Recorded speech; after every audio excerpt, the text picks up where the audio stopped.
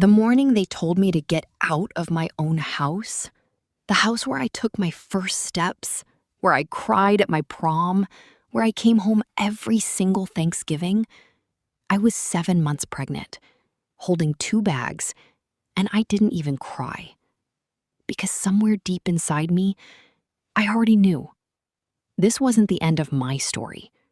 This was the beginning of theirs. My name is Savannah Cole. I'm 30 years old, and I need to tell you what happened on that Wednesday in August because it changed everything.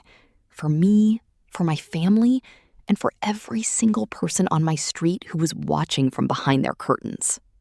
I grew up in a house on Birchwood Lane, in a small city outside of Nashville, Tennessee.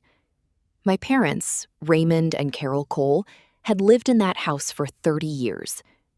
My older brother, Tyler, lived 12 minutes away and came for dinner every Sunday without fail. We were the kind of family that looked perfectly put together from the outside. Church on Sundays, neighbors who knew our names, a kitchen that always smelled like something was cooking. What we were on the inside was a little more complicated than that, but I didn't fully understand that until the morning they handed me my life in 2 bags and closed the door behind me. Before I tell you what happened next, I need you to do something for me. If this story moves you, if it hits somewhere in your chest, hit that subscribe button and stay with me, because what I'm about to tell you next will completely change everything you think you know about this moment. And drop a comment below. Tell me, have you ever been let down by the people who were supposed to love you unconditionally? I want to hear from you. Let me take you back 11 months before that Wednesday morning. I was volunteering at a community fundraiser in Centennial Park. I was running the registration table. That was my thing. Organizing, being useful, keeping things moving. That's the most natural version of me. Head down, focused, getting it done. I noticed him before he noticed me. He was setting up folding chairs on the far side of the pavilion, and I know that sounds like an ordinary thing, but the way he was doing it, no hesitation, no complaint, no performance of it, told me something about who he was without a single word being exchanged. He was in jeans and a plain white shirt, and he looked completely unbothered by the work, the way people only look when they were raised to understand that no task is beneath them. When he finally noticed me, he walked straight over. Not the slow, calculated walk of someone trying to impress, just direct. He said something about the registration system I had set up, something specific and observant. And that specificity is what got my attention. Because a man who notices details is a man who's actually paying attention. His name was Marcus Elliott Hargrove, 31 years old, and within 20 minutes of conversation, I wasn't thinking about how he looked anymore. I was thinking about what he said. And I have learned over 30 years of living that when someone's words stay with you longer than their face does, you pay attention to that. He found my number 2 days later. I hadn't given it to him. When I asked him about it, because I asked directly, I have always asked directly, he didn't flinch or deflect. He told me he had access to resources most people didn't, that he had used one of them, and that he completely understood if that felt like a violation. He would accept my response, whatever it was. I thought about it for 10 seconds. I said I appreciated the honesty. I agreed to dinner. That dinner was the first of 6 before I truly understood who Marcus Hargrove was. He told me on the 7th time we saw each other. Not in a fancy restaurant, not somewhere designed to make the moment feel like a performance. A coffee shop, a Wednesday afternoon, rain on the windows. He said he had something to tell me, and then he told me. Marcus Elliott Hargrove was the only son of Senator James Hargrove of Virginia, not a local city council member, not a state representative, a United States senator, one of the most recognized political figures in the country, a man whose face had been on the cover of national magazines, who had been discussed as a future presidential candidate, whose name carried a weight that reorganized entire rooms the moment it entered them. I looked at Marcus across the coffee shop table. I was quiet for exactly one moment. And then I said, "That explains the car." He laughed. Not a polished laugh, a real one, surprised and completely unguarded. And in that exact moment, something shifted between us. We stopped being two people observing a connection and became two people choosing one. We were happy. I want to say that plainly and without apology, because it matters. We were genuinely, quietly, consistently happy. The kind of happiness that doesn't require an audience. The kind that shows up on ordinary Tuesday mornings and unremarkable Friday evenings and holds its shape. The pregnancy happened at month 5 of our relationship. I found out on a Thursday. I told Marcus that same evening because I am not someone who carries things alone when I don't have to. And because the conversation, however hard, was less hard than the silence. He listened to everything. Then he was quiet. Not the quiet of a man pulling away, the quiet of a man thinking.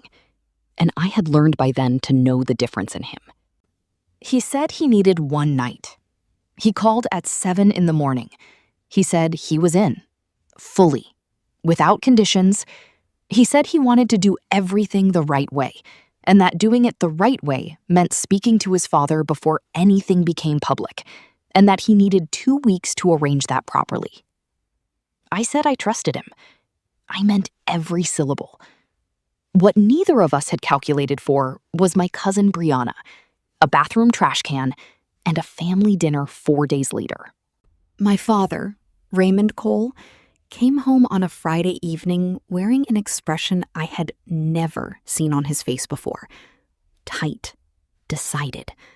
The face of a man who has been told something that has already hardened inside him on the drive home. He asked me directly. I answered directly, because that is the only way I know how to be. I told him I was pregnant. I told him the father was someone I was serious about. I told him I needed 2 weeks for everything to be arranged before I could explain the full picture. My father said 2 weeks wasn't something he had available. My mother said the same. My brother Tyler looked at the floor. 20 minutes later, the decision had been made. And the following morning, I packed 2 bags, the only 2 I could carry, walked out the front door of the house where I had spent 30 years of my life, into August heat that was already unbearable at 8 in the morning, and stood on the sidewalk with my 7-month belly and absolutely nowhere to go. I did not call Marcus from inside the house. I couldn't, not with my parents in the next room, having made the decision they had made about me. I walked 3 blocks before I called him. The phone went to voicemail. I left a message. I said I was okay. I said I had left. I said I would explain when we spoke. And then I walked to the public library, 1.5 miles away, because the library was the only place I could think of that was free, cool, and wouldn't ask me to explain myself. I sat in the periodical section, and I did not allow myself to fall apart. Not because I wasn't hurting. I was hurting in a way I don't fully have words for, even now. But because the person growing inside me needed me to stay upright. And so I did. What my family didn't know, what not one of them had thought to ask, because asking would have required treating my situation as something more than a problem to be managed, was who the father of my child was. They were about to find out. The whole street was about to find out. And I want you to understand something. I did not plan what happened next. I did not orchestrate it. I did not call anyone and ask for it. What happened next happened because Marcus Hargrove is exactly the kind of man he showed me he was on that very first afternoon in Centennial Park. A woman in a dark blazer found me in the library at 2 in the afternoon. She introduced herself as Agent Denise Walsh. She said Marcus had sent her. She said she was there to help. She sat down beside me without asking a single unnecessary question. She didn't make me feel like a situation to be handled. She simply sat with me. The way someone sits with you when they understand that what you need right now is just for someone to be present. My phone had been dead since morning. When it finally had enough charge, I turned it on. 12 missed calls from Marcus. I called him back. He answered before the first ring finished. He told me about the meeting with his father. He told me what his father had said. Then I told him about the 2 bags and the library. He was very still on the phone for a moment after I told him. Then he said he was coming to my family's house. I said that wasn't necessary. He said he believed it was. The black SUV turned onto Birchwood Lane at 4:15 in the afternoon. It was a quiet street on a Wednesday in August. A few parked cars, someone's lawnmower in the distance, the hum of air conditioning units working against the heat. The kind of street where nothing unusual ever happens. The SUV's arrival changed the quality of everything. Not loudly, just with a particular weight that a residential street notices before anyone consciously understands what they're noticing. Curtains moved. A neighbor appeared on his porch. By the time the vehicle stopped in front of my parents' house, 4 more people were openly watching. Marcus stepped out alone. His security team positioned themselves with the quiet efficiency of people who know how to provide protection without making themselves the center of attention. He knocked on the front door. My father opened it, already unsettled, because a government-plated black SUV outside your house in a neighborhood like ours will unsettle anyone. He looked at Marcus. Marcus said good afternoon. He introduced himself. He said he was the father of my child and that he was there to speak with the family. My father heard the name. Hargrove. The name landed on him, the way some names do, not just as a name, but as a context that immediately reorganizes everything in the room. My father said the name slowly, out loud, as though hearing it in his own voice might make it make more sense. He looked at the security detail. He looked at the vehicle. He looked at Marcus. And then he said, very quietly, "Are you Senator Hargrove's son?" Marcus said yes. The silence that followed that single word was one of the most specific silences I have ever witnessed. Because I was standing in the driveway with my 2 bags, and my father was standing in his doorway, and he was looking at me in a way I had never seen him look at me before. Not with authority, not with disappointment, with the devastating, irreversible recognition of a man who is understood all at once, in front of his neighbors and the son of a United States senator and his pregnant daughter holding the bags he told her to pack, exactly what he has done. My mother appeared behind him. She put her hand over her mouth. Tyler came to the doorway. He looked at me.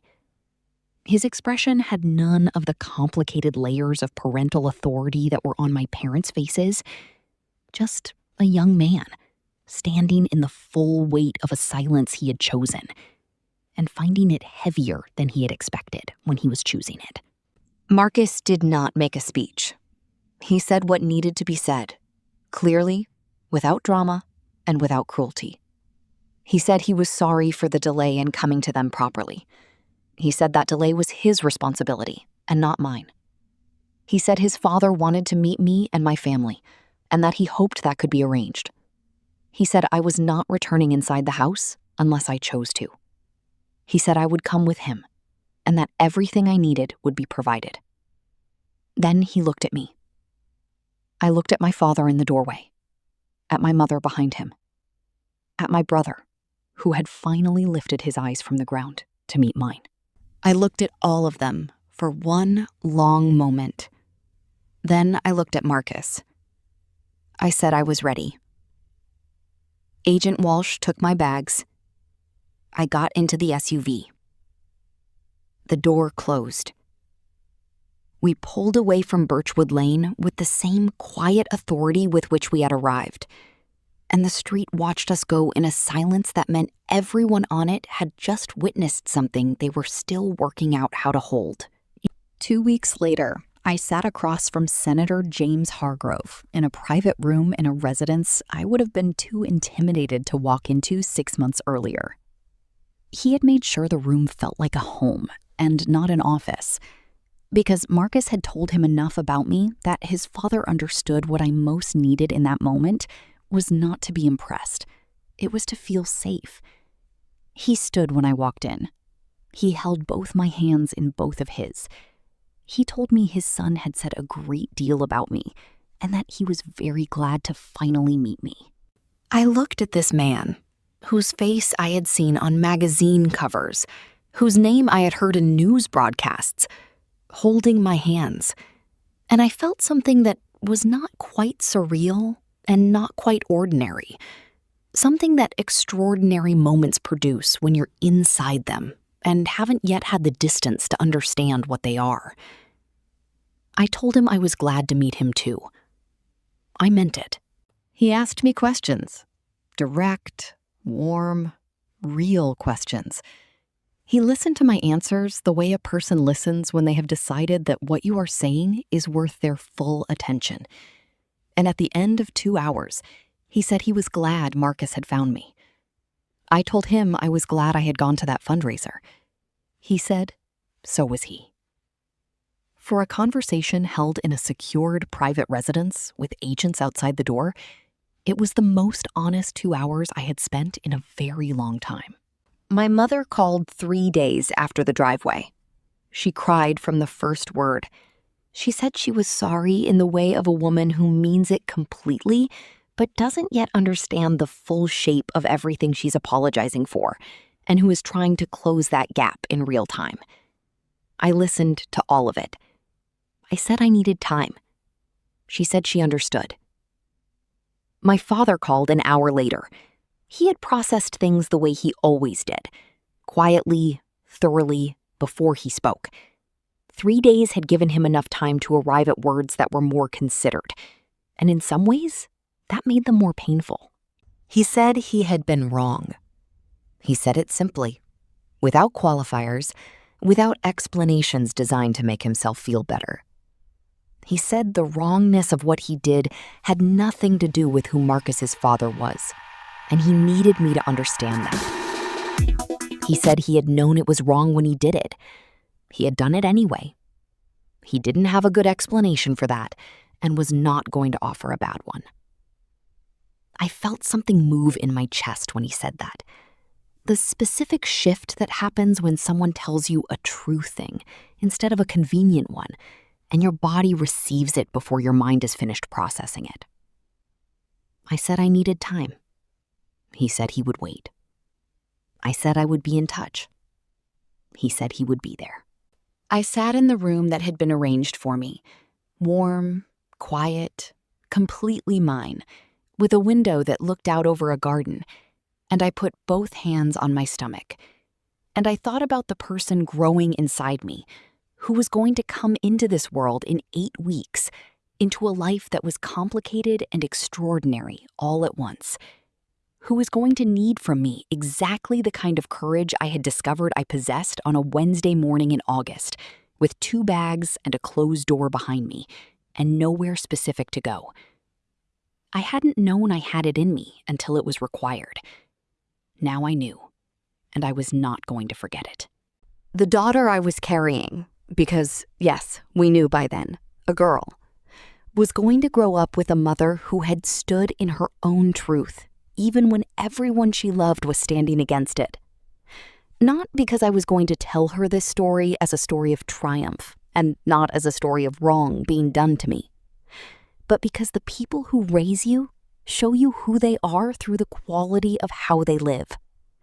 And I intended to live with my hands open and my eyes clear and my back straight, especially on the mornings when everything was harder than it should have been, especially then. 3 weeks after my father's call, I called my mother back. Marcus was in the room with me. He offered to leave. I shook my head. He stayed. I talked to my mother for an hour. At the end of the call, she told me she couldn't wait to meet the baby. I said, soon. We both knew what soon meant. We both knew the road ahead was going to require things from both of us that weren't going to be easy or quick or simple. Neither of us was pretending otherwise. I put the phone down and looked at Marcus across the room. He looked back at me with the expression he wore when he was completely present, not performing anything, not managing anything. Just there. I said it was going to be complicated. He said he knew. I said I was glad he was in it with me. He said there was nowhere else he would be. I believed him. Because in 11 months of knowing this man, I had not found a single instance of him saying something he did not mean. And I am a woman who pays attention to instances. I was not going to stop now. I had too much at stake. We both did. If this story moved you, if you saw yourself in any part of it, please share it with someone who needs to hear it today. Hit that like button. It means more than you know. And subscribe if you haven't yet, because there are more stories like this one coming, and you do not want to miss what's next. And before you go, tell me in the comments, what would you have done if you were Savannah? Would you have gotten in that SUV? Or would you have gone back inside? I read every single one of your comments. Every one. Thank you for watching. Thank you for your time, your heart, and your attention. You didn't have to stay, but you did. And that means everything to me. See you in the next one.